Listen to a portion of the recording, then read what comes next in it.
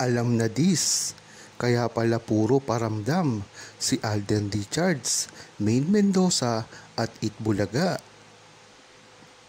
Kaya naman pala kung mapapansin nyo, ang Itbulaga ay todo na ang pagpapakita ng mga senyales pagdating sa Aldab. At kung mapapansin nyo rin, ay talagang tahasan na nilang pagbanggit sa pangalan ni Alden Richards. Hindi nga nila ito tinatago pa. Ito ay maaari na ring mangyari. Magtataka rin kayo pagdating naman kay Alden Richards dahil naman sa isa niyang interview ay natanong din siya patungkol dito ang pagsisimula ng karir niya at ang pagbulusok nito walang iba kundi ang Itbulaga rin at si Maine Mendoza. Nagkataon lang ba ito? O talagang meron ng plano si Maine Mendoza at Alden Richards at ang Itbulaga na pagsamahing muli sila? Ngayon nga ay napakatanyag ang segment nilang The Clones. Ngunit ito ay natapos ay dadaus-dus din ang ratings ng Itbulaga. Kaya dito mo malalaman na pinaghahandaan na nila ang Aldab comeback at napakagandang pangyayari ito. Biruin mo, napakatagal na rin na hindi nagsasama si Maine Mendoza at Alden Richards sa Itbulaga. Mantakin mo na ito ay mangyari. Malamang ay gawin pa ulit ito sa Philippine Arena. Yan naman talaga ang kagustuhan ng Itbulaga ni Alden Richards at Maine Mendoza. Kaya't hindi ito makakatanggi sa maaaring mangyari sa kanilang future. Yan talaga ang gusto ng buong Aldab Nation. At hindi lang yon, pati na siguro ang buong Pilipinas na alam naman natin talagang napaka-kontrobersyal ng relasyon ni Maine Mendoza at Alden Richards sa simula pa lamang. Nababanggit nga rin sa Itbulaga ang mga record na pinanghawakan ng Aldab ni Maine Mendoza at Alden Richards.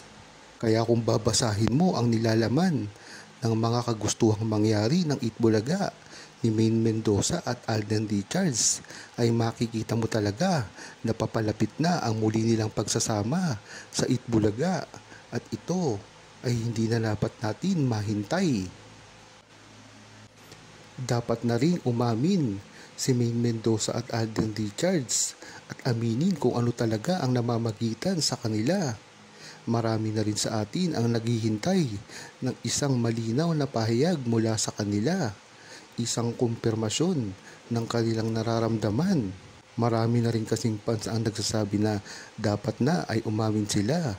Ngunit ang katotohanan, hindi nila kailangang magbigay ng formal na sagot upang makikita ang kanilang mga tunay na nararamdaman. Hindi ba't malinaw naman sa kanila ang ginagawa nila? Hindi lamang sa harap ng kamera, kung hindi pati na rin sa mga pagkakataon sa likod nito. Ang pagmamahal, hindi walang mga salitang binanggit, ay maipapakita sa pamamagitan ng maliliit na bagay tulad ng mga titig, mga gestures at ang kanilang mga personal na hakbang sa buhay. Yan naman talaga ang una pa lang na sinasabi ni Maine Mendoza at Alden Richards sa isa't isa. Kaya kung tatanungin nyo si Maine Mendoza at Alden Richards ay kahit hindi umamin ito ay nagkakaintindihan na. Maganda lamang na aminin nila ito sa publiko, lalong-lalo na sa harap ng media at sa isang show kagaya ng Itbulaga. Nang sa gayon ay mismong mapatunayan pa na totoo ang kanilang relasyon at hindi na nila ito itago pa.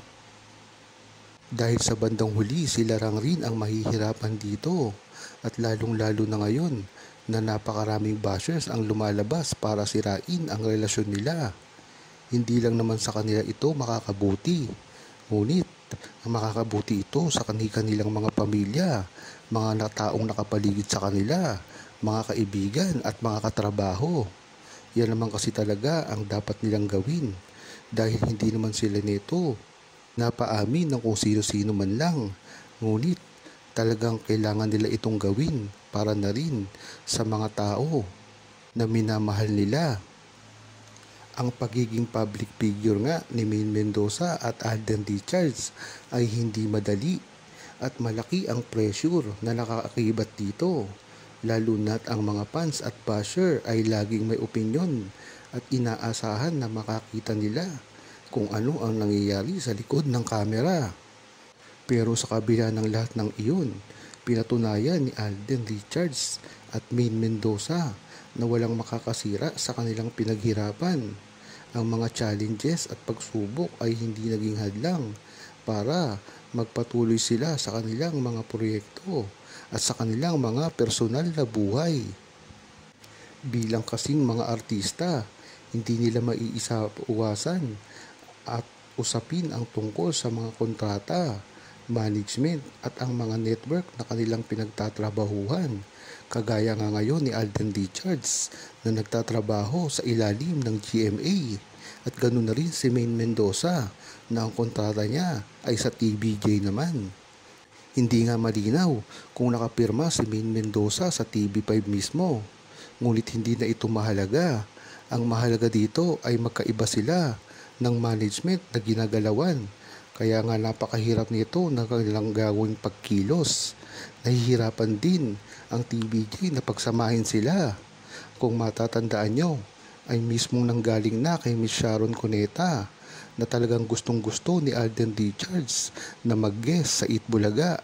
Ngunit ito ay hinarangan ng kanyang network.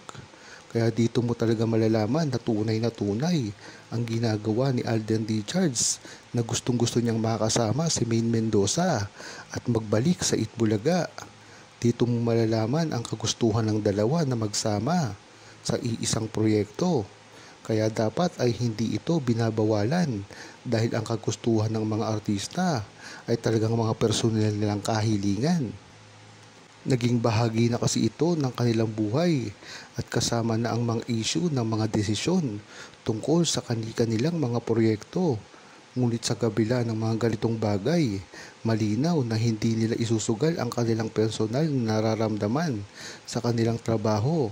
Alam nila kung saan nila dapat ilagay ang mga hangganan ng kanilang karir at personal na buhay.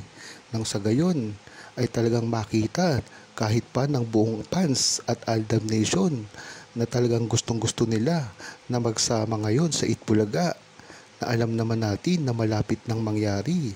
Dahilan na rin kasi ito sa pagpapakita ng Eat Bulaga at management ang kagustuhan nila na makabalik na rin sa dati si Alden Richards.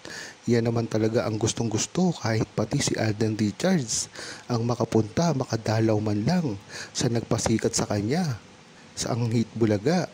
At dahil dito, itong katuparan na ito ay maaari nang mangyari sa lalong madaling panahon.